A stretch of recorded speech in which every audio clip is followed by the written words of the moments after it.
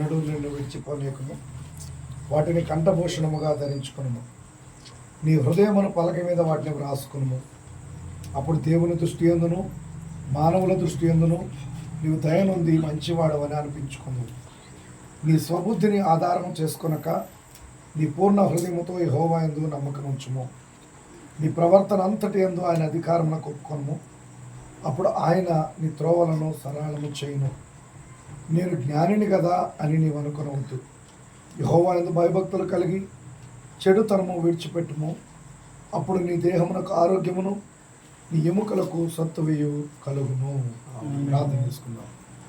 పరిశుద్ధుడా, ప్రేమ కలిగిన మా తండ్రి, కృప కలిగిన మా దేవ, జీవాధిపతి గొప్ప దేవుడు, ఆశ్చర్యకరడానికి స్తోత్రము నాయన. ప్రభువా, ఈ రాత్రికాల సమయం ఉంది నాయన, మా ప్రియులకు గృహమందు ఈ రీతిగా చేరి మిమ్మల్ని స్తుతించడానికి, మిమ్మల్ని గణపరచడానికి, మరి ప్రాముఖ్యంగా నీ కృపను వేడుకోవటానికి మీరు మాకు అనుగ్రహింప చేసిన గొప్ప శ్రేష్టమైన ఆశీర్వాదకరమైన సమయాన్ని బట్టి నీకు స్తోత్రములు ప్రభువా. ప్రభువా, మా స్తుతుల మీద ఆశ్రయాన్ని గొప్ప దేవుడా, మా వెనుకల్లో చదవబడిన లేఖన భాగాన్ని మీరు దీవించండి, ఆశీర్వదించండి. కొద్ది నిమిషాలు ప్రభువా నీ వాక్యంలో నుండి నాతో మాతో మీరు మాట్లాడమని ప్రార్థిస్తున్నాను. ఈ స్థలంలో జరిగే ప్రార్థన కుడికి మమ్మల్ని సిద్ధపరచండి. ఈ ప్రార్థన ఆత్మతో నింపండి, వాక్యం ద్వారా మమ్మల్ని ప్రేరేపించండి. మరి ప్రాముఖ్యంగా ఈ స్థలం ముందు చేయబడిన ప్రార్థన మీద నీ కను దృష్టి నిలిపి నీ ప్రభావ నీ కృపకు మమ్మల్ని పాత్రలుగా చేయమని సమస్త మహిమ ఘనత ప్రభావం మీకే చెల్లిస్తూ యేసుక్రీస్తు పరిశుద్ధులను ప్రార్థిస్తున్నాం మా పరమ తండ్రి. వచ్చేసి కూర్చోనండి.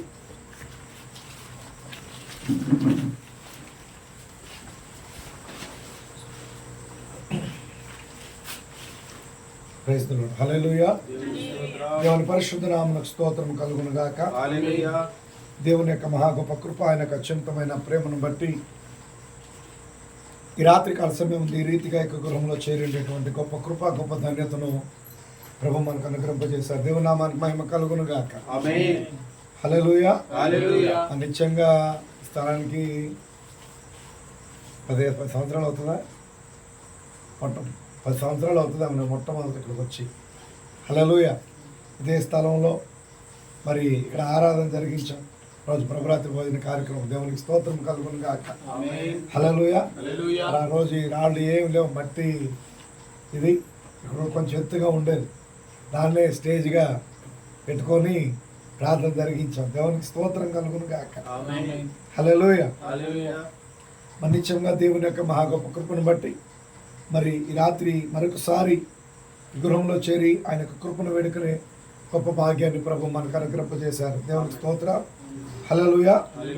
మరి గమనించండి ప్రియులారా, మనం ప్రార్థించే ముందుగా కొద్ది నిమిషాలు దేవుని యొక్క వాక్యాన్ని మనం చూసినప్పుడు జ్ఞాని అయిన సొలొమోను ద్వారా దేవుడు రాయించినటువంటి ఈ యొక్క సామెతలు మనం చూస్తున్నప్పుడు చాలా ప్రాముఖ్యమైనటువంటి విషయాల గురించి ఇక్కడ రాయబడుతుంది.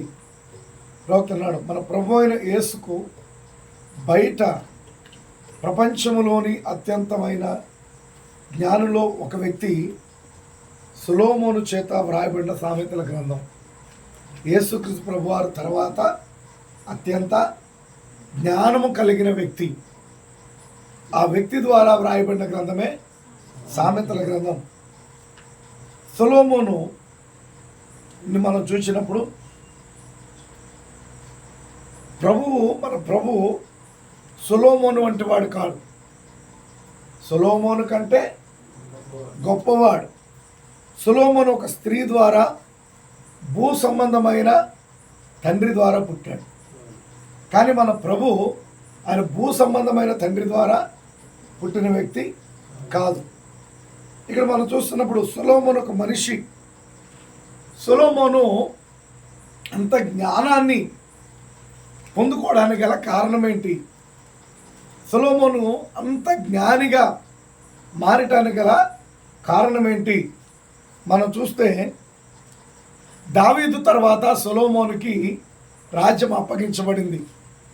అప్పగించబడినప్పుడు సొలొమోను ప్రార్థన చేశాడు, దేవుణ్ణి అడిగాడు, ప్రభువా ఇంత గొప్ప రాజ్యం, ఇంత గొప్ప జనాంగం, ఇది నీ రాజ్యం, ఇది నీ ప్రజలు, వీరికి న్యాయం తీర్చడానికి మరి నా బుద్ధి చాలదు, నా జ్ఞానము సరిపోదు.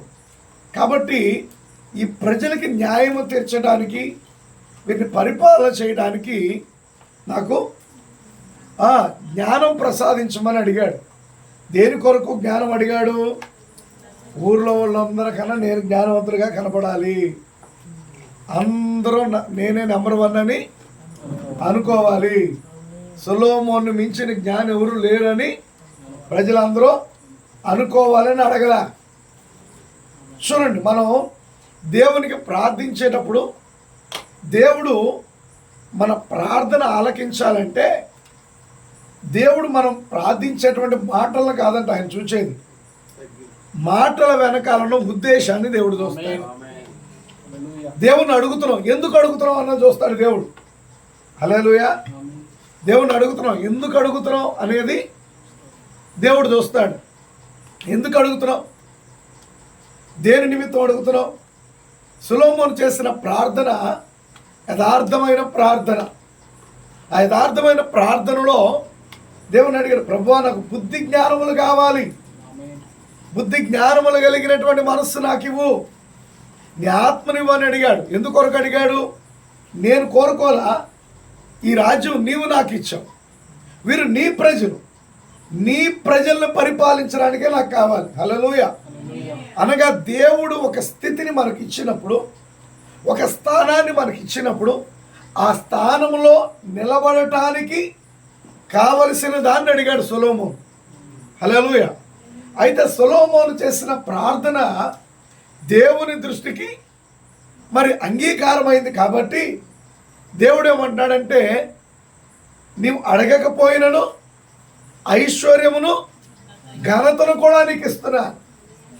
నీవు అడిగిన బుద్ధి జ్ఞానముల యొక్క ఆత్మనే కాదు, మనసునే కాదు, నువ్వు అడగకపోయినను ఐశ్వర్యమును ఘనత కూడా నీకు ఇస్తున్నా. దేవునికి స్తోత్రం కలుగును గాక. హల్లెలూయా.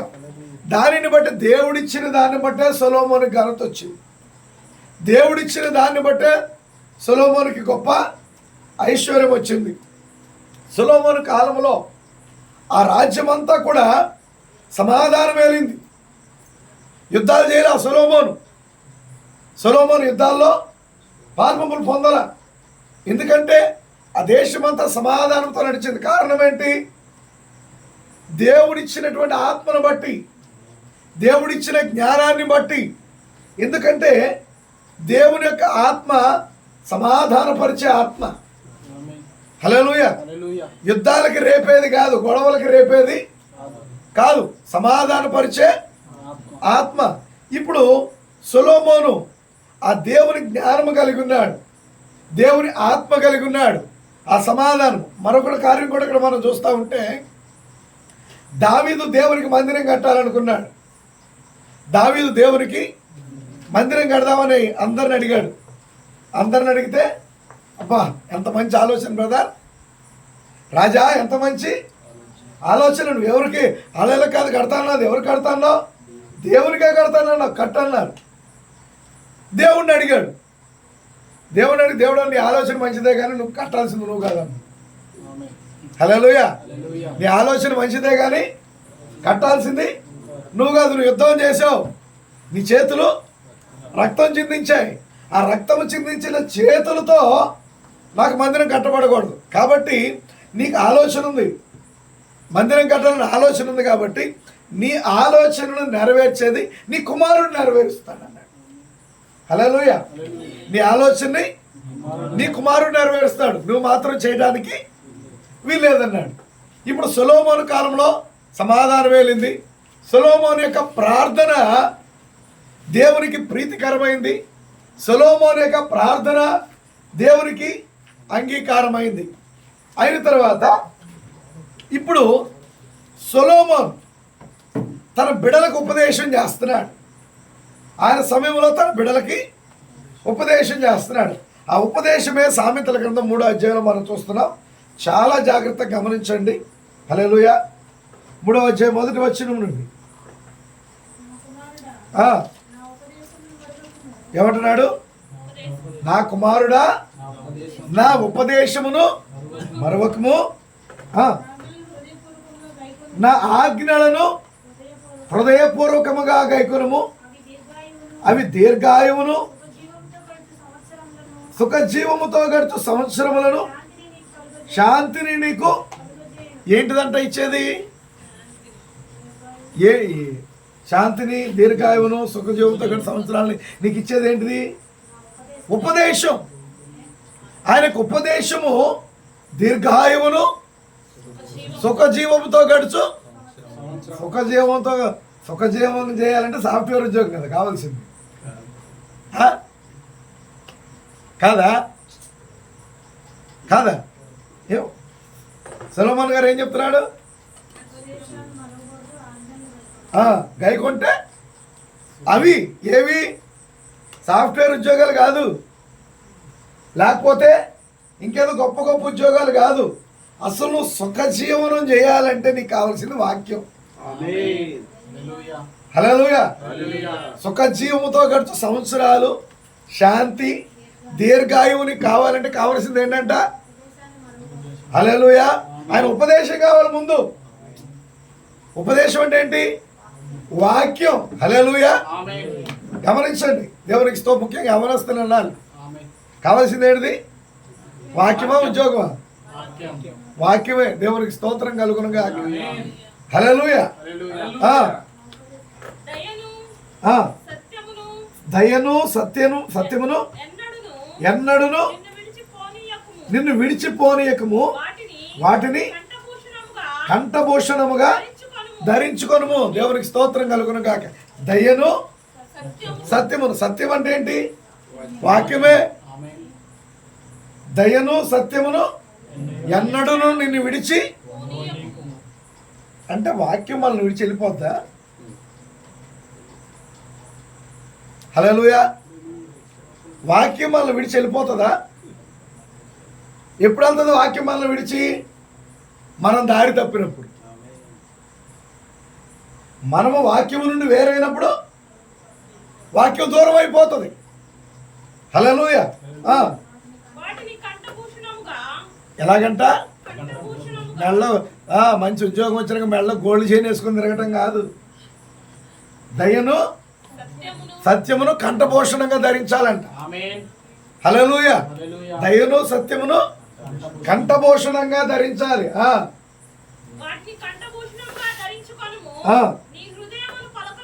నీ హృదయమును పలక మీద వాటిని రాసుకొని. ఏంటి? దాని ఉపదేశాన్ని, దయను, సత్యాన్ని హృదయం అనే పలక మీద రాసుకోవాలి.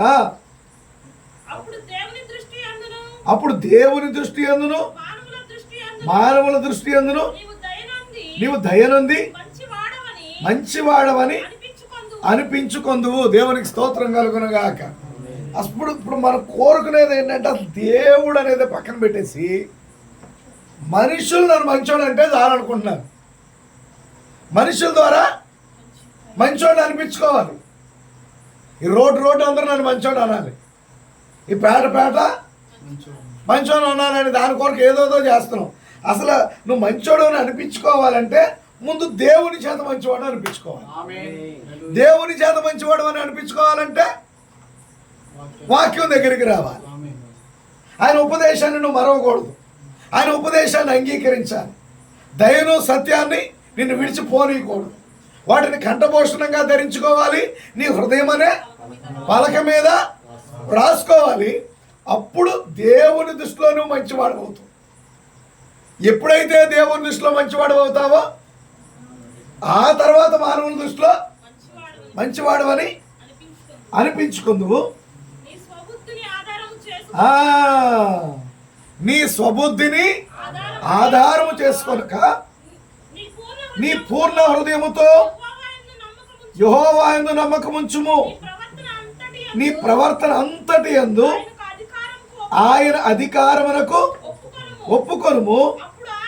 అప్పుడు ఆయన నీ త్రోవలను సరళము చేయును. నీ త్రోవలంటే ఏంటి? నువ్వు నడిచే మార్గం. నువ్వు ఏ ప్రయత్నం చేస్తున్నావో, ఏ మార్గంలో నడుస్తున్నావో వాటిని సరళం చేయాలంటే, ఒకవేళ నువ్వు ఉద్యోగ ప్రయత్నం చేస్తున్నావు, హల్లెలూయా, అది నీ మార్గం. ఎన్నో ఆటంకాలు ఎదురవుతున్నాయి. త్రోవ సరళం చేయాలంటే హల్లెలూయా ముందేం చేయాలి? నీ స్వబుద్ధిని ఆధారం చేసుకొనక నీ పూర్ణ హృదయముతో యెహోవా యందు నమ్మకం ఉంచు. నీవు నడిచే మార్గం సరళం చేయబడాలంటే, ఆ మార్గంలో ఉన్న ప్రతి ఆటంకాలు అవాంతరాలు తొలగిపోవాలంటే నీవు స్వబుద్ధిని ఆధారం చేసుకోనక నీ పూర్ణ హృదయముతో యెహోవా యందు నమ్మకం ఉంచుము. నీ ప్రవర్తన అంతటి యందు ఆయన అధికారానికి ఒప్పుకొనుము. అప్పుడు ఆయన నీ త్రోవలను సరళము చేయను. నాకు అంతా తెలుసు కూడా, మీరేం చెప్పారు? నాకు తెలుసు అంటే ఏంటి? నేను జ్ఞాని, నువ్వే నా చెప్పేది. హల్లెలూయా. నేను జ్ఞానిని కదా అని నువ్వు అనుకోవద్దు. నేను జ్ఞాని అనుకున్నప్పుడు నువ్వు నాకు చెప్పక్కర్లేదంట. అవునా కదా? నాకంతా తెలుసు అనుకుంటున్నాడంటే అర్థం ఏంటి? నేను మంచి జ్ఞానిని. నేను జ్ఞాని అనుకున్నప్పుడు నువ్వే నాకు చెప్పక్కర్లా, నాకంతా తెలుసు, నాకు మంచి జ్ఞానం ఉంది. కానీ వాక్యం ఏం చెప్తుంది? నేను జ్ఞానిని కదా అని నువ్వు అనుకోవద్దు. ఇది ఎవరికి చెప్తున్నాడు? సొలొమోను ఆయన కుమారులకు చెప్తున్నాడు. సొలొమోను అంత జ్ఞానే తన కుమారులకు చెప్తే మరి మనకు కాదా? మనకు కావాలా వద్దా ఈ వాక్యం? దేవునికి స్తోత్రము కలుగును గాక. నేను జ్ఞానిని కదా అని నువ్వు అనుకోనవద్దు. యెహోవా యందు భయభక్తులు కలిగి చెడుతనము విడిచిపెట్టుము. అప్పుడు నీ దేహమునకు ఆరోగ్యమును నీ ఎముకలకు సత్తువయు కలుగును. దేవునికి స్తోత్రము కలుగును గాక. హల్లెలూయా. నీ ఆరోగ్యం, నీ ఎముకలకి సత్తువ, నీ త్రోవలు సరళం చేయబట్ట అంటే మనకు కావలసినవన్నీ చెప్పేశాడు ఇక్కడ. ఇంకా కిందకెళ్తే నీ రాబడిలో ప్రథమ ఫలం, నీ ఆస్తిలో భాగం ఇవ్వు. ఇవన్నీ మీరు ఆరాధన అయినాక మొత్తం చదవండి అధ్యాయం. హల్లెలూయా. అదే అంత చదువు. నేను ఇంతవరకు ఆగుతున్నాను ఈ పూట. దేవునికి స్తోత్రం కలుగును గాక. మిగతా భాగం మీరు చదవాలి. 10వ వచనం కూడా ఒకసారి మనం చూద్దాం. అప్పుడు నీ కొట్లలో ధాన్యము సమృద్ధిగా ఉండును, నీ గాలుగుల్లో నుండి కొత్త ద్రాక్షారసము పైకి పొరలి పారును. దేవునికి స్తోత్రం కలుగును గాక. హల్లెలూయా. ఈ కొట్లలో ధాన్యం అంటే ఏంటి? ఇక నీ కరువు రాదు, సమృద్ధిగా ఉంటుంది. ఊరంతా కరువు వచ్చినా హల్లెలూయా ఒక కుటుంబం ఆయన ఎందుకు భయభక్తులు కలిగి ఉంది. ఆ కాలపు ప్రవక్తను చేర్చుకుంది. పట్టెడు పిండి, కొంచెం నూనె. హల్లెలూయా. అటు పక్కలు పోయినా ఇటు పక్కలు పోయినా ఏమీ లేకపోయినా అంతే ఉందంటే ఆమె ఇల్లు అంతే ఉంటుంది. చాలా చిన్న ఇల్లు. ఆ ఇంట్లోకి దేవుడు వచ్చాడు. ఆ ఇంట్లో దేవుడు వచ్చి ఇచ్చిన ఆశీర్వాదం ఏంటి? దేవునికి స్తోత్రం కలుగును గాక. ఏ పూటకు ఆ పూట తిస్తున్నారు, అంత ఉందో అంతే ఉంటుంది. హల్లెలూయా. మూట వచ్చి అయిపోలా పిండి. తీస్తుంది, చేస్తుంది, తీస్తుంది, చేస్తుంది. మన వాళ్ళు అంటారు దాన్ని ఏంటిది? ఏం పాత్ర? అక్షయ పాత్ర. ఏంటిది? అక్షయ పాత్ర అంటే అర్థం ఏంటి? క్షయము కాని దాన్ని అక్షయం అంటారు. అక్షయ పాత్ర అది కాదు, ఇక్కడ ఉంది. హల్లెలూయా. అక్షయ పాత్ర పేరు పెట్టుకున్నంత మాత్రాన అది అక్షయ పాత్ర కాదు. హల్లెలూయా. అసలు అక్షయ పాత్ర ఇది. దేవునికి ఇష్టమైన పాత్రలుగా మనం ఉన్నప్పుడు మనమే అక్షయ పాత్రలు అవుతాం. దేవునికి స్తోత్రము కలుగును గాక. ఆ రోజు ఆ పాత్రలో ఏది కూడా తరిగిపోలా. ఆమేన్. ఇప్పుడు మనం ఇక్కడ చూద్దాం సొలొమోను చెప్పిన కార్యాన్ని జాగ్రత్తగా గమనించండి. ఇప్పుడు ఇది మనము జీవించుచున్న దినము కొరకు ఒక చాలా వింతైన అంశం. ఏది? సామెతలు 3. ఎందుకనగా ఈ రోజున నిత్యముగా విద్య మీద, కార్యములపై, వారి సొంత గ్రహింపు మీద నేర్చుకొనుచున్న ఈ దినముపై నొక్కి చెప్పుచున్నారు. ప్రజలు ఏంటంట? విద్య మీద. దేనికి ప్రాధాన్యత ఈ రోజుల్లో? విద్య మీద, కార్యముల మీద, సొంత గ్రహింపు మీద ఏదో ఒక కోర్సు నేర్చుకోవాలా అది చెప్తున్నాడు. నేర్చుకొనుచున్న దినాలు. ఎంత చదివినా ఏదో నేర్చుకోవాలి. నేర్చుకొనుచున్న ఈ దినంపై నొక్కి చెప్పుచున్నారు. అయితే ఇతర లేఖనముల వలె ఈ వింతైన మాటల మీద అది దాని స్థానమును కలిగి ఉన్నది. మరియు ఆ స్థలం ఎక్కడున్నదో దేవుడు మనల్ని చూడనిస్తాడని మనం నమ్ముచున్నాం. గ్రహింపును కలిగినటకు ఈ రోజున మన పిల్లలను బడికి పంపుతున్నాం. పిల్లలు కొంచెం తెలివి ఉండాలి, జ్ఞానం ఉండాలి, మంచి గ్రహింపు ఉండాలని మన పిల్లల్ని బడికి పంపుతున్నాం. అప్పుడు వ్యాకరణ బడులు, తర్వాత ఇంకా మంచి గ్రహింపు కొరకు, జ్ఞానం కొరకు వారిని హై స్కూలు, ఎలిమెంటరీ స్కూల్ అయిపోయినాక హై స్కూలు, అక్కడ ముగించిన తర్వాత కొందరు పిల్లలు తగినంతగా కాలేజీకి వెళ్ళేటకు అదృష్టవంతులు అవుతారు. లేకపోతే కొంతమంది స్కూల్లోనే సతికిల పడి కూర్చుంటారు. కానీ కొంతమంది కాలేజీకి వెళ్ళి అదృష్టవంతులు అవుతారు. మరియు కాలేజీ గుండా వెళ్ళి వారి విద్యను, వారి యొక్క జ్ఞానం యొక్క గ్రహింపును పూర్తి చేస్తారు. వారు దేనినైతే సంపాదించారో ఈ చదువు ద్వారా, వారు ఇక్కడ పొందిన జ్ఞానం ద్వారా దేనినైతే సంపాదించారో దాని ద్వారా అనేక సార్లు ఒక ఉద్యోగం పొందటానికి అది ఉపయోగపడుతుంది. కొన్నిసార్లు హై స్కూల్ విద్య, కొన్ని ఉద్యోగాలు కనీసం 10th అంటే హై స్కూల్ విద్య సరిపోతుంది. కొన్నిటికి ఇంటర్, కొన్నిటికి డిగ్రీ, కొన్నిటికి ఇంకా పైన అంటే హై స్కూలు విద్య ఉద్యోగ స్థాయిని బట్టి ఆ విద్య స్థాయి ఉంది. అయినను జ్ఞాని అయిన సొలొమోను మనకు అది చెప్పాడు, దానిపై ఆనుకొనవద్దు. దేని మీద? విద్యపై ఆనుకొనవద్దు. జాగ్రత్తగా ఉండండి.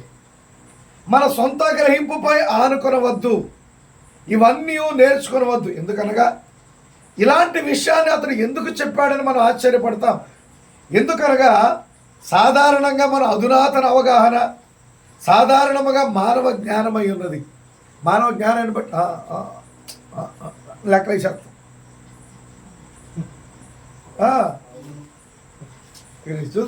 వెళ్ళిపోతా ఉంటాం మైండ్. అంతేనా? 65వ సంవత్సరం 1వ నెల 20వ తారీఖు చెప్పాడు ప్రవక్త. ఇదే సంవత్సరం 24 ఇంచుమించు 59 సంవత్సరాల క్రితం చెప్పేశాడు. ఇప్పుడు మన ఆలోచన గురించి. హల్లెలూయా. 59 సంవత్సరాల క్రితం ఈయన చెప్తే ఈయన కన్నా ముందు జ్ఞాని అయిన సొలొమోను గారు కొన్ని 100 సంవత్సరాల ముందు చెప్పేశాడు. దేవునికి స్తోత్రం కలుగునుగాక. హల్లెలూయా. చూడండి, ఇలాంటి విషయాన్ని అతను ఎందుకు చెప్పాడో మనం ఆశ్చర్యపడతాం. ఎందుకనగా సాధారణంగా మన అధునాతన అవగాహన సాధారణంగా మానవ జ్ఞానమైనది, అది దేవుని వాక్యమునకు వ్యతిరేకమై ఉన్నది. మానవ జ్ఞానం అనేది దేవుని వాక్యమునకు వ్యతిరేకమై ఉన్నది. దానినే సొలొమోను తన పిల్లలకు సలహా ఇచ్చడానికి ప్రయత్నిస్తున్నాడు. చదువు లేని వారిగా ఉండాలని కాదు. వింటున్నారా? ఇది గమనించాలి. మీకు చదువు అక్కర్లేదని చెప్పట్లా. మీకు చదువు, మీకు ఉద్యోగం వస్తుంది కాబట్టి కొంత చదువు చదవాలి. మీ ఉద్యోగం పొందుకునే వరకు మీరు చదువుని చదవాలి. కానీ చదువు మీదే అనుకోవద్దు. చదివే సర్వస్వం అనుకోవద్దు. చదివే అంతా అనుకోవద్దు. హల్లెలూయా.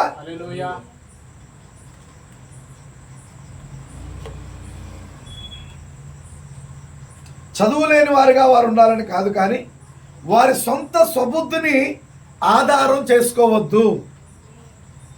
చదువుకున్నారు అనుకోండి, కొంత జ్ఞానం మనకు వచ్చింది అనుకోండి, చదువు వచ్చిన తర్వాత ఏం చేస్తాం?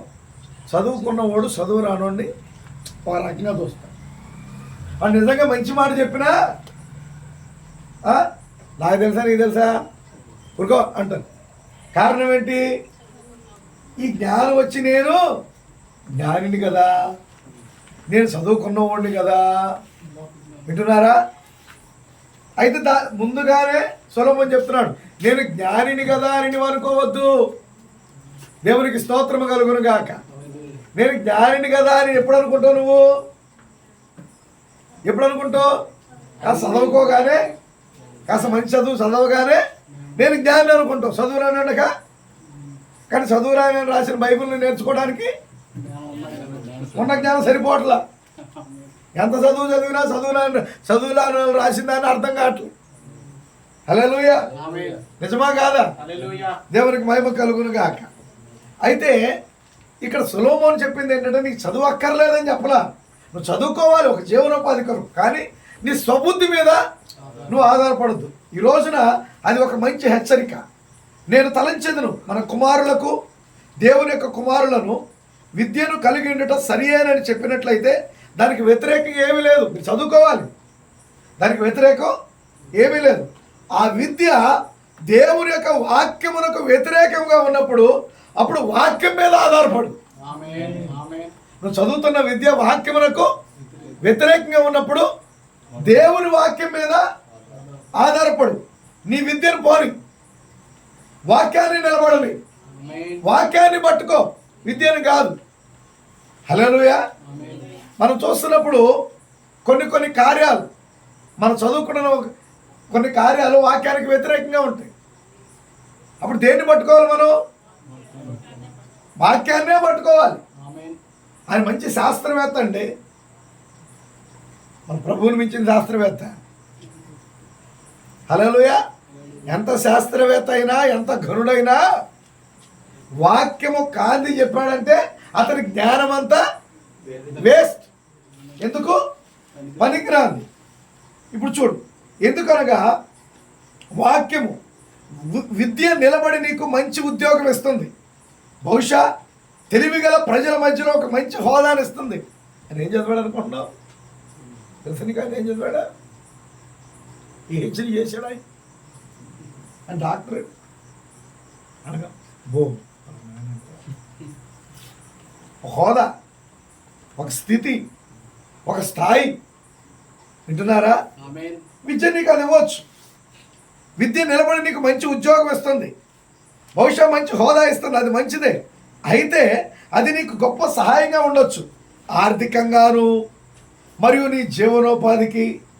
బహుశా కొంచెం ఎక్కువగా జీవనోపాధి కూడా ఎక్కువ ఇవ్వచ్చు. బాగా చదువుకుంటే మంచి ఉద్యోగం వచ్చి ఇంకా ఎక్కువ జీవనోపాధిని కూడా నీకు ఇవ్వచ్చు. కానీ ఒక విషయం గుర్తుంచుకో, నా కుమారుడా, నువ్వు తప్పక చనిపోవాలి. హల్లెలూయా. చదువుకున్నవాడేమో ఎక్కువ కాలం బతకడం, మంచి ఉద్యోగం వచ్చినోడేమో ఎక్కువ కాలం బ్రతికేదేమి లేదు, చదువు లేనివాడు తొందరగా చచ్చిపోయేదేమి లేదు. ఎప్పుడు ఎవరికి మరణం ఎట్టొస్తుందో తెలియదు. ఇది చదువుకున్నా వస్తుంది, చదువుకోకపోయినా వస్తుంది. మనం తప్పక మరణించాలి. నీవు ఎంత విద్యను కలిగి ఉన్నప్పటికీ లెక్క కాదు, నువ్వు ఎంత నాగరికతను ప్రోగు చేసుకున్నప్పటికీ లెక్క కాదు. నువ్వు తప్పక మరణాన్ని ఎదుర్కోవాలి. ఎందుకనగా అది ఈలాగు వ్రాయబడి ఉన్నది, అదే మనుషులు ఒక్కసారే మరణించవలెను, అటు తర్వాత తీర్పు జరుగును. మరణం ఎంతో చెడ్డది కాదు, తీర్పునొద్దకు వచ్చుట చెడ్డ భాగము. మరణం చెడ్డది కాదండి, జాగ్రత్త గమనించండి. మరణం చెడ్డది కాదు. పౌలు గారు ఏమన్నాడు? నా మట్టుకైతే బ్రతుకుటికి ఇస్తే క్రీస్తే, చావైతే లాభం అన్నాడా? లాభం అంటే అది మంచిదనే చెడ్డదనా? మంచిదనే కదా. లాభం అంటే మంచిదే కదా. ఇప్పుడు మరణం చెడ్డది కాదు, తీర్పు దగ్గరికి రావడం చెడ్డది. వింటున్నారా? మరణించడం చెడ్డదేం కాదు, మంచిదే. కానీ మరణించి తీర్పు దగ్గరికి వచ్చాను చూసావా, అది చెడ్డది. హల్లెలూయా. అందుకని చూడండి, ఆయన ఎందుకనక మనం విశ్వాసం ఉంచితే వారు తీర్పులోనికి రాక మరణములో నుండి జీవములోనికి దాటి ఉన్నారు. మరణంలో నుండి జీవంలోనికి వెళ్ళటం ఒక భాగము, మరణంలో నుండి తీర్పులోకి రావటం ఒక భాగం. ఇప్పుడు మరణంలో నుండి తీర్పులోకి రావటం అనేది చెడ్డ భాగం, మరణంలో నుండి జీవములోకి రావటం అనేది మంచి భాగం. ఇప్పుడు నువ్వు మరణించే సమయానికి ఉద్యోగం నిన్ను కాపాడదు, చదువు నిన్ను కాపాడదు, ఏది నిన్ను కాపాడదు. దేవునికి స్తోత్రం కలుగును గాక. హల్లెలూయా. ఏది నిన్ను కాపాడు. మొన్నే అనుకుంటా అక్కడ చెప్పాను నేను, ఒక పండితుడు పడవలో ఎక్కి వెళ్తున్నాడంట. పండితుడు పడవలో ఎక్కి వెళ్తున్నాడంట. వీటికి చాలా ప్రావీణ్యత కలిగినోడు. ఆ పడవ నడిపేవాడు కంటే ఏముంటుంది, మంచి చదువుకున్నవాడు కాదు కదా. అదేదో చదువు రానోడు ఏదో పడవ నడుపుకుంటున్నాడు అటు ఇటు తన జీవనోపాధి కోసం జనాలను అటు ఇటు ఎక్కించుకెళ్తున్నాడు. వాళ్ళు ఇచ్చాడు ₹1 ఏదో తీసుకుంటున్నాడు. ఈ పండితుడు వెళ్ళాడు, నేను జ్ఞానిని కదా. చదువు ఎక్కువైతే కొద్దిగా ఆటోమేటిక్గా గర్వం పెరిగిద్ది. నువ్వు దేవుని యందు భయభక్తులు కలిగి ఉంటేనే తగ్గింపులో ఉంటావు. దేవుని యందు భయభక్తులు కనుక లేకపోతే చదువు నీకు గర్వాన్ని తెచ్చింది. వింటున్నారా? చదువు నీకు గర్వాన్ని తీసుకురాకూడదంటే దేవుని యందు భయభక్తులు కలిగి ఉండాలి. హల్లెలూయా. అందుకే పౌలు గారు ఆ జ్ఞానం కలిగి నాకు అంతా తెలుసు అన్నాడు. తీరా దేవుని దగ్గరికి వచ్చి మొత్తం దేంతో ఎంచాడు? పెంటతో సమానం అన్నాడు. అనడం లేదా? దేవునికి స్తోత్రము కలుగును గాక. సరే నీకు జ్ఞాని కదా అనుకున్నాడు. ఏమాయ్ నీకు ఖగోళ శాస్త్రం తెలుసా అన్నాడంట. అయ్యి బాబు అదేంటండి అన్నాడంట. అందుకనయా ఖగోళ శాస్త్రం అంటే నక్షత్రాలు ఆకాశం నుండి ఏమో నాకు తెలియదు అన్నాడు. నీకు అది తెలియదంటే నీ జీవితంలో 50% కోల్పోయేవారు అన్నాడంట. వీడి గుండె చివుక్కు మనసు. జీవితంలో నేను 50% కోల్పోయాను. అయ్యో నీకు విజ్ఞాన శాస్త్రం తెలుసా అన్నాడంట. అదేం తెలియదు. అదేనా సైన్స్ అన్నాడు. ఏదో మా పిల్లలు అంటూ ఉంటారు కానీ నాకైతే దాని గురించి ఏమి తెలీదా? అయితే నువ్వు ఇంకో 25% నష్టపోయావురా అన్నాడు. మొత్తం ఎంత పోయింది? 75%. సరే నీకు దాని లెక్కలు తెలుసా, మ్యాథమెటిక్స్ తెలుసా అన్నాడంట. నాకు వాళ్ళు ఇచ్చే ₹1, ₹2 లెక్క వేసుకోవటం, ఆ కొడుకులు తీసివేతలు, అదే ఎంత వచ్చింది, ఎంత ఇవ్వాలి, వాళ్ళు ఎంత ఇచ్చారు, ఎంత చిల్లర ఇవ్వాలి, అంతవరకు తెలుసు తప్ప నాకు ఇంకా లెక్కలేదు. నీ జీవితంలో 90% కోల్పోయేవారు అన్నాడంట. వీడు ఆ దిగుల్లో ఆ పడవ నడుపుతున్నాడు. ఇటు సరికి చూసుకోలేదు, కాస్త సుడిగుండంలో పడింది. సుడిగుండంలో పడి తిరుగుతుంది అక్కడ పడవ. వీడు తెడ్లేతురా కదలట్లా. ఈక అర్థమైపోయింది. వీడు అన్నాడంట, అయ్యగారు తమరికి ఈత శాస్త్రం వచ్చా అని అడిగాడు. ఒరేపై ఈ శాస్త్రం ఎప్పుడు వెళ్ళలేదు నేను, ఇప్పుడు ఈ శాస్త్రం ఎప్పుడు వెళ్ళలేదు, ఈ పేరైనా ఎప్పుడు నేను వెళ్ళలేదు అన్నాడంట. అప్పుడు వాడు అన్నాడంట, ఆ పడవ నడిపేవాడు, ఈ ఈత శాస్త్రం మీకు తెలియకపోతే ఎన్ని శాస్త్రాలు వచ్చినా సరే మీ జీవితంలో 100% కోల్పోయినట్టే. మీరు సచ్చారు పొమ్మని వీడు దూకేసి ఈతేసుకుంటే 75% కోల్పోయినాడేమో ఈత వేసుకుని ఒడ్డుకొచ్చేసాడు. అన్ని శాస్త్రాలు వచ్చి ఈత శాస్త్రం రానుడేమో ఎంత కోల్పోయాడు జీవితంలో? 100% కోల్పోయాడు. వింటున్నారా? నీ శాస్త్రాలు కాదు నిన్ను కాపాడేది. విజ్ఞాన శాస్త్రం, ఖగోళ శాస్త్రం, గణిత శాస్త్రం, భూగోళ శాస్త్రాలు కాదు నిన్ను కాపాడేది. దేవునికి స్తోత్రము కలుగునుగాక. వాక్యము నిన్ను కాపాడుతుంది. నిజంగా వాక్యం మీద నువ్వు ఆధారపడితే నువ్వు ఏది నేర్చుకున్నా వాక్యం నిన్ను కాపాడలేదు, కానీ వాక్యము నిన్ను కాపాడగలదు. నువ్వు ఏది నేర్చుకున్నా మరణం నుండి తప్పించేది ఏమీ లేదు. అయితే నిజంగా సుడిగుండంలో పడ్డావనుకో, నిజంగా నువ్వు చిక్కుకుపోయావనుకో, లోక సంబంధమైన ఏ శాస్త్రాలు నిన్ను కాపాడలేవు, కానీ వాక్యం నిన్ను కాపాడగలదు. నువ్వు వాక్యం మీద నిలబడి దేవుని కృపను వేడుకుంటే, హల్లెలూయా, వాక్యము నీ జీవితంలో ఏం చేయగలదో తెలుసా? అవసరమైతే నీ కొరకు సుడిగుండం తప్పిపోగలదు. అవసరమైతే వాక్యాన్ని బట్టి ఆయన నిన్ను నీటి మీద నడిపించగలడు. ఆయన నడవటమే కాదు, పేతురుగాడు అడిగాడా లేదా? ప్రభు అది నీవే అయితే నేను కూడా నడుస్తా. పేతురు నడవగలేదు, మనం నడవలేవా? నడవచ్చు, నడవగలగాలి.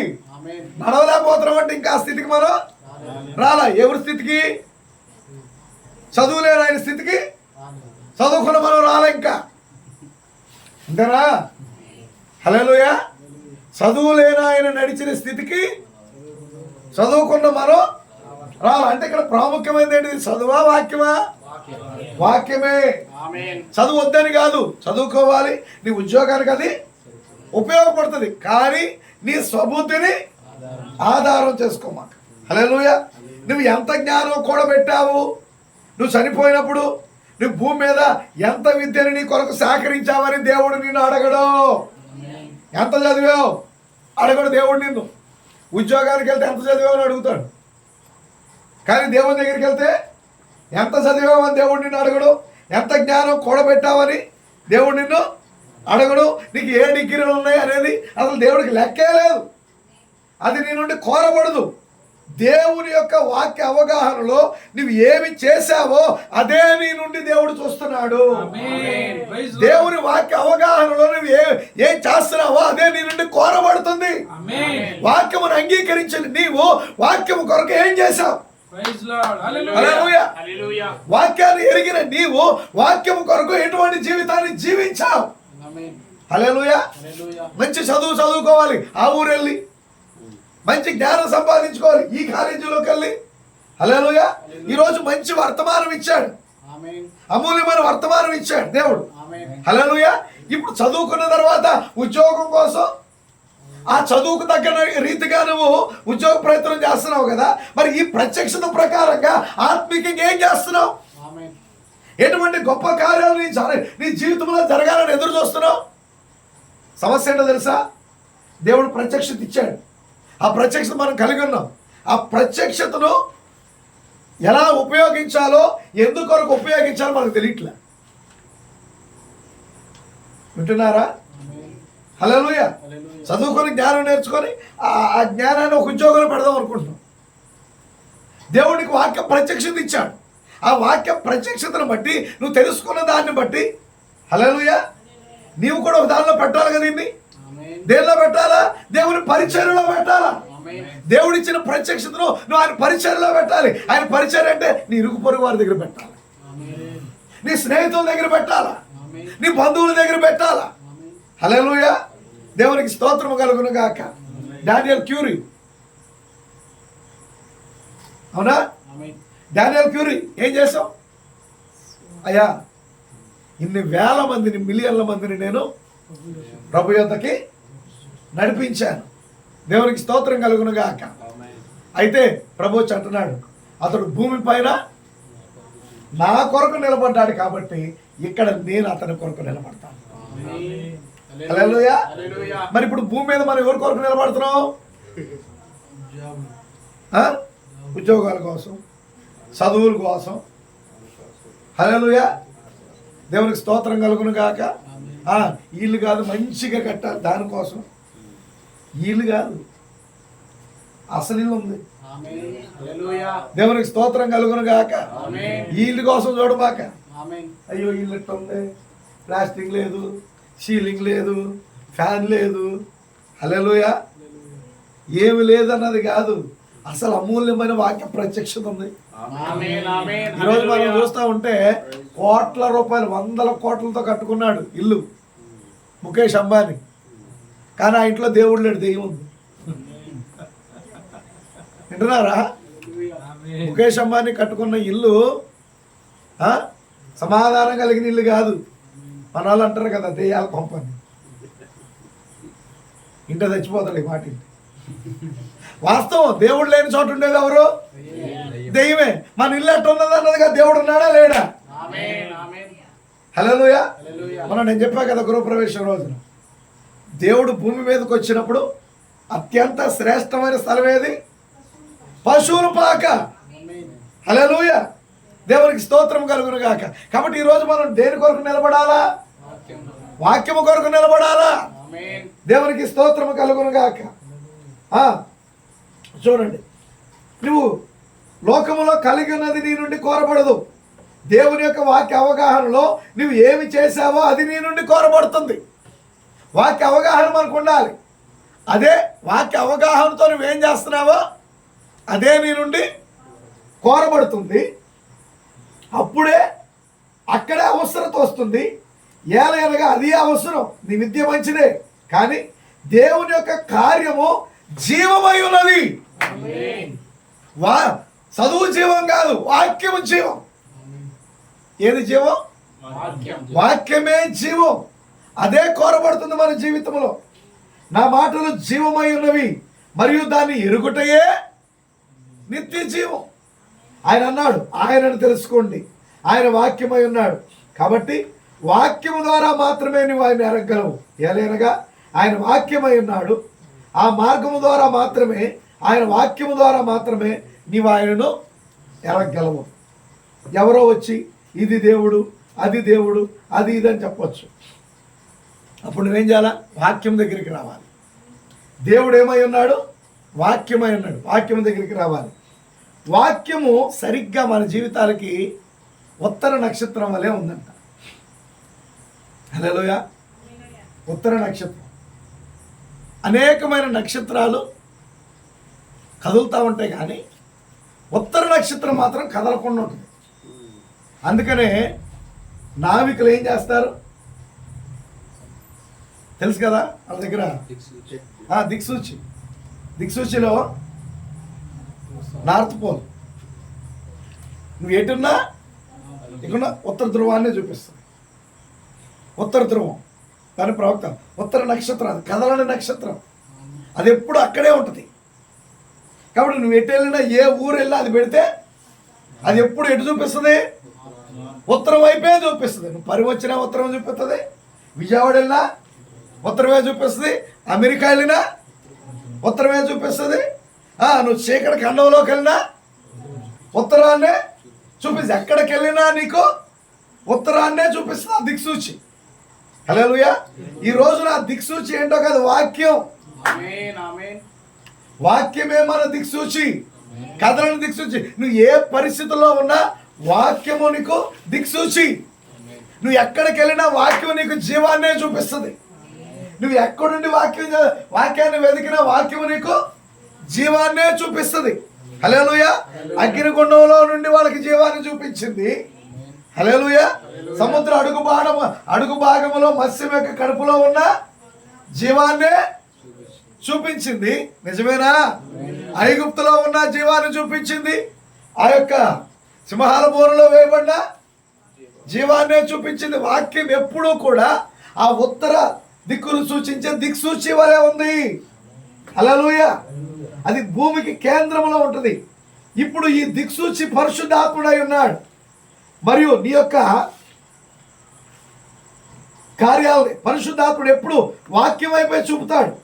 పరిశుద్ధాత్ముడు నిన్ను దేని యొద్దకు నడిపించాడు, కానీ పరిశుద్ధాత్ముడు నిన్ను వాక్యం యొద్దకే నడిపిస్తాడు. పరిశుద్ధాత్మ దిక్సూచి, వాక్యము ఉత్తర నక్షత్రం.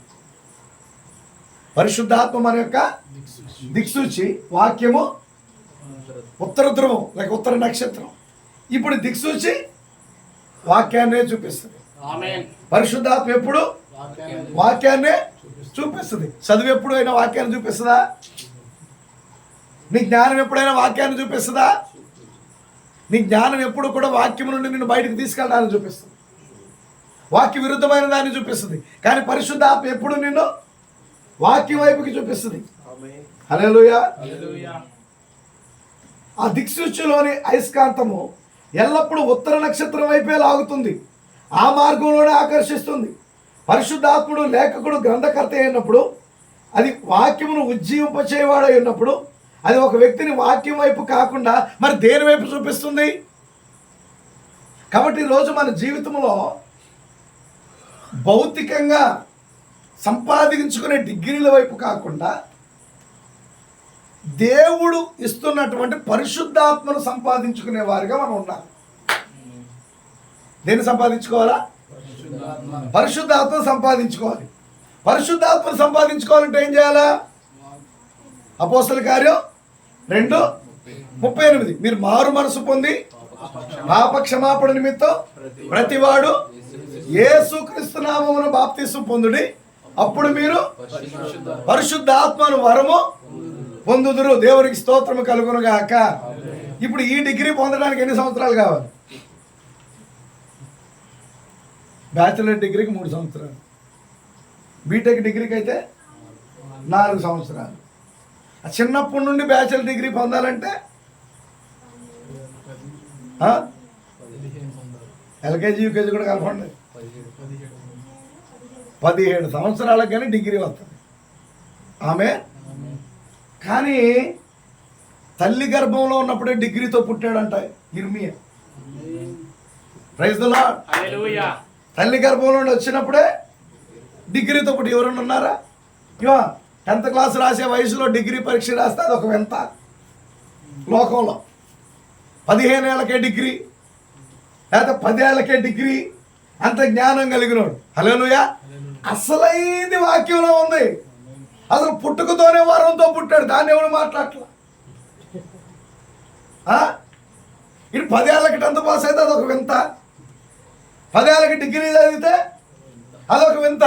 కానీ బాలుడిగా ఉన్నప్పుడే వరముతో పుట్టి ప్రవచిస్తే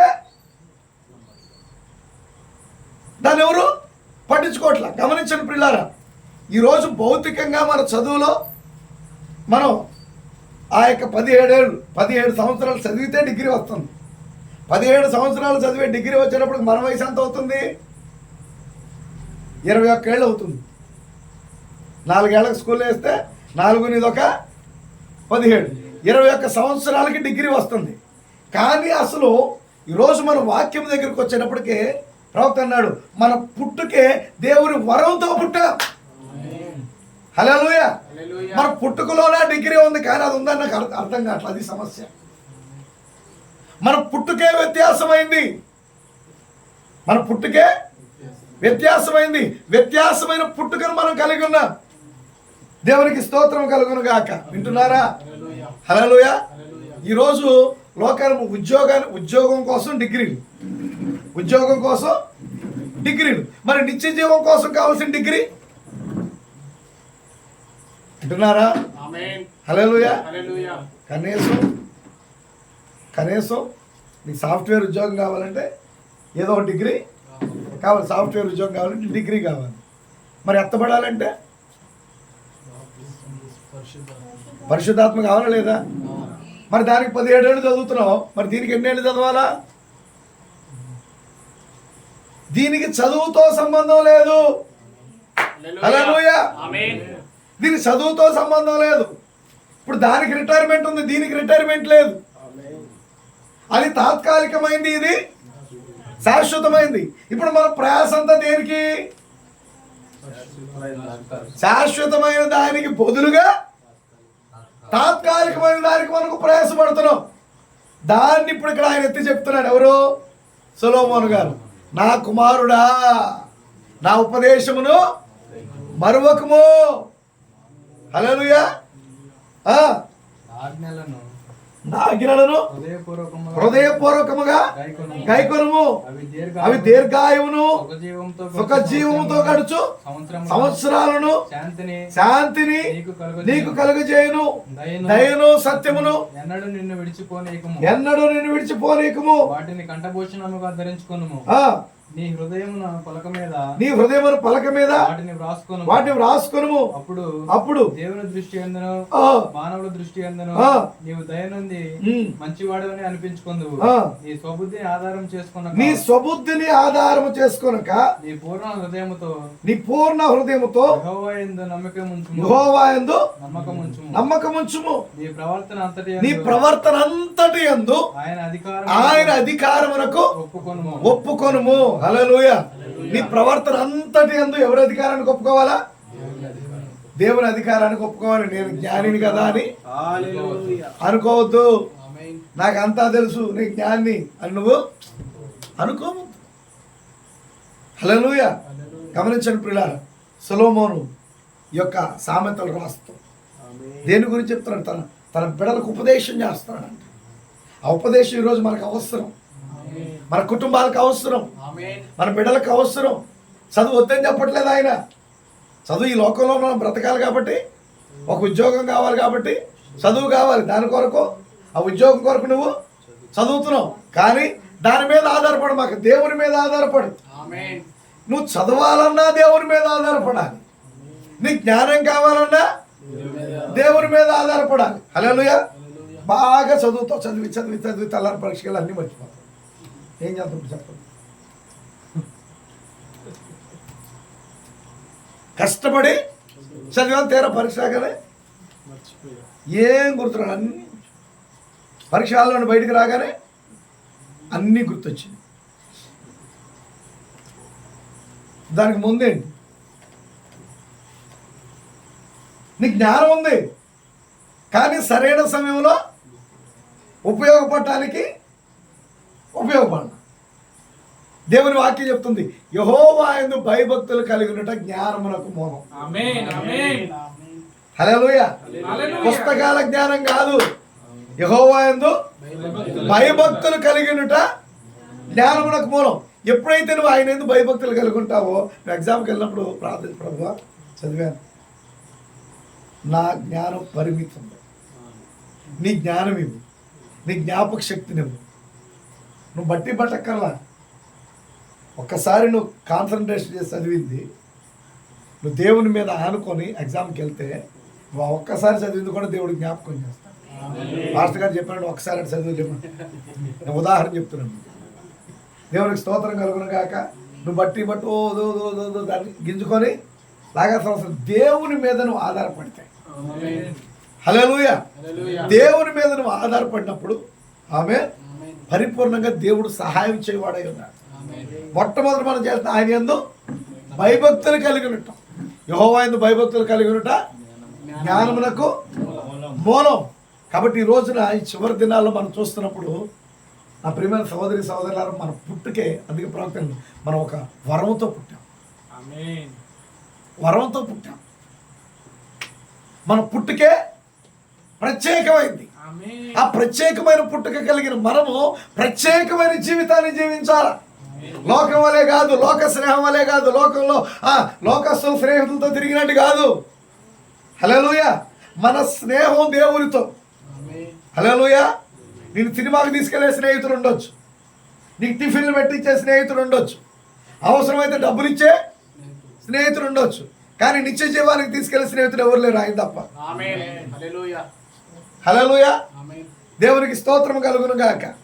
ఆయనకు కూడా స్నేహితుడు కావాలంట. యేసు ప్రభు వారికి కూడా స్నేహితుడు కావాలంట. ఎటువంటి స్నేహితుడు కావాలో తెలుసా? ఆయనతో నడిచే స్నేహితుడు కావాలి. ఆయన వెళ్ళే చోటుకు వచ్చే స్నేహితుడు కావాలి. లోకంలో స్నేహితులు ఉంటారు. ఫ్రెండ్ అంటే నువ్వురా, ఎక్కడికి రమ్మంటే అక్కడికి వస్తున్నాం. కాబట్టి ఫ్రెండ్స్ కలిసి సినిమాకి వెళ్తారు, ఫ్రెండ్స్ కలిసి షికార్లకు వెళ్తారు, ఫ్రెండ్స్ కలిసి రోడ్డు మీద కూర్చొని పిచ్చాపేట మాట్లాడుకుంటుంటారు. ఫ్రెండ్స్ కాలక్షేపానికి అలా తిరిగి వస్తారు. ఫ్రెండ్స్ బైకుల మీద రైడ్లకు వెళ్తారు. హల్లెలూయా. ఇది లోక స్నేహం. మరి దేవుడు కూడా మనతో స్నేహం చేయాలనుకుంటున్నప్పుడు ఆయన ఏం చేస్తాడో తెలుసా? హల్లెలూయా. వాక్య కార్యాలని, ఆయన చేసే ప్రతి కార్యాన్ని నీ ద్వారా చేయిస్తాడు. నువ్వు చేయి, నువ్వు నా స్నేహితుడు చేయి, నువ్వు నా స్నేహితుడు చేయి. స్నేహితుడిని రహస్యం చెప్పేది ఎవరికో తెలుసా? స్నేహితుడి. దేవుడికి స్నేహితుడు ఎవరండి? అబ్రహాం. అబ్రహాముని దేవుడు ఎవరు పిలిచాడు? నా స్నేహితుడు అన్నాడు. రహస్యాలన్నీ ఎవరికి చెప్పాడండి దేవుడు? నేను చేయబోయే కార్యాన్ని అబ్రహామునకు దాచదనా. హల్లెలూయా. దేవుడు ఆ కార్యాలను అబ్రహాముకి తెలియజేశాడు. ఇప్పుడు దేవునికి అటువంటి స్నేహితుడు కావాలి. ఆ యోగ్యత ఎవరికి ఉంది?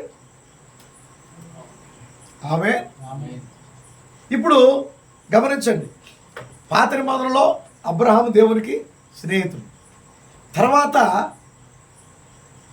రహస్యాలన్నీ స్నేహితులు కాదు, ఎవరు చెప్తారు తెలుసా? భార్యకి చెప్తారు. ఈరోజు మనం ఏ స్థానంలో ఉన్నాం? ఆయన భార్య స్థానంలో ఉన్నాం. ఆయనతో నడిచే స్థానంలో, ఆయన వాక్యములో వాక్యముగా, జీవములో జీవముగా. హల్లెలూయా. ఆయన ఆత్మలో ఆత్మగా మనం ఉన్నాం. కాబట్టి మనం ఆధారపడాల్సింది దేని మీద? వాక్యం మీద, జ్ఞానం మీద కాదు, చదువు మీద కాదు. హల్లెలూయా. నీ స్వబుద్ధిని ఆధారం చేసుకుందంట. ఈ పండు తింటే సావే రాదంట. ఈ పండు తింటే దేవుళ్ళలాగా అయిపోతాను అనుకుని స్వబుద్ధిని ఆధారం చేసుకుంది. ఎవరు? తల్లి. ఎవరు? ఏ తల్లి? ఏ తల్లి?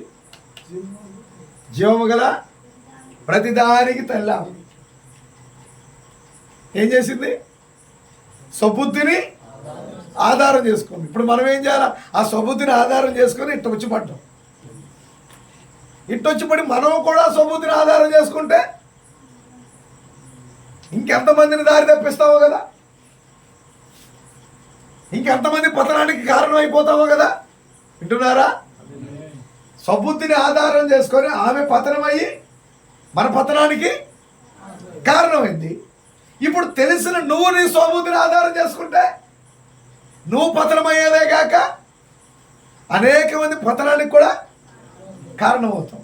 కానీ అందుకే దేవుడు ఏం చేశాడు, ఆయన తన స్వబుద్ధిని ఆధారం చేసుకుని, తండ్రి నీ చిత్తమైతే ఈ గిన్నె నా ఎదుట నుండి తొలగించు, నా ఇష్టం కాదు నీ చిత్తమే సిద్ధించునుగా. కనుక దేవుని చిత్తాన్ని వేడుకున్నాడు. దేవుని యొక్క చిత్తం నా స్వబుద్ధి కాదు, నీ ఆలోచన నెరవేర్చబడాలి. ఆయన ఆలోచన బట్టి ఆయన జయించాడు, మనమందరం జయించడానికి కారణమయ్యాడు. హల్లెలూయా. ఈరోజు జయించేవారుగా ఉండాలా, ఓడిపోయేవారుగా ఉండాలి? మనం జయించేవారుగా, ఆత్మీయంగా జయించేవారుగా ఉన్నప్పుడు భౌతికంగా కొన్ని ఓడిపోయినట్టుగా నష్టపోయినట్టుగా కనపడతాయండి. కానీ నీ జీవితంలో ఆత్మీయంగా జయించే వ్యక్తికి ఓటమి లేదు. అతని జీవితంలో నష్టం లేదు. నష్టంలాగా కనపడతాయి, ఓటమిలాగా కనపడతాయి, కానీ అది ఓటమి కాదు, అది నష్టము కాదు. దేవునికి స్తోత్రం కలుగునుగాక. హల్లెలూయా. వింటున్నారా? షడ్రకు మేషకు అబేద్నెగోలను అగ్నిగుండంలో వేశారు. మా జీవితం కోల్పోయేవారని ఆయన అనుకున్నారు. అది నష్టం కాదు. దేవుడు ఏం చేశాడు, నష్టంలాగా కనపడింది కానీ గొప్ప దీవెనతో తీసుకొచ్చాడు. అబ్రహామును ఉన్నది వదిలేసి రమ్మన్నాడు, ఎకరం పొలం వదిలేసి వచ్చాడు. నష్టంలాగా కనపడింది కానీ హల్లెలూయా దేశాన్నే దేవుడు ఇచ్చేశాడు. ప్రస్తుతం తాత్కాలికంగా కొన్ని కార్యాలు మన దేవుని కొరకు నిలబడినప్పుడు నష్టంలాగా కనపడతాయి కానీ నష్టం కాదు, అది ఆశీర్వాదానికి ముందు జరిగే సంభవాలు. హల్లెలూయా. కాబట్టి ఈ రాత్రి దేవుని సముఖంలో ఉన్న మనం, ఈ కుటుంబం నిత్యంగా దేవుని యొక్క కృపను మనం వేడుకుందాం. హల్లెలూయా. యవనస్తులు మరి నిత్యంగా బిడ్డలిద్దరిని దేవుడు దీవించినట్లుగా పరిపూర్ణంగా ఆయన మీద ఆనుకొని, లోకం మీద కాదు, సౌబుద్ధి మీద కాదు, లోక జ్ఞానం మీద కాదు, వాక్యం మీద ఆనుకొని ఎత్తబడే విశ్వాసం కలిగి ఉన్నట్లుగా మరి నిత్యంగా ఆయన కృపను మనం వేడుకుందాం. మోకరించండి, ప్రార్థన చేసుకుందాం.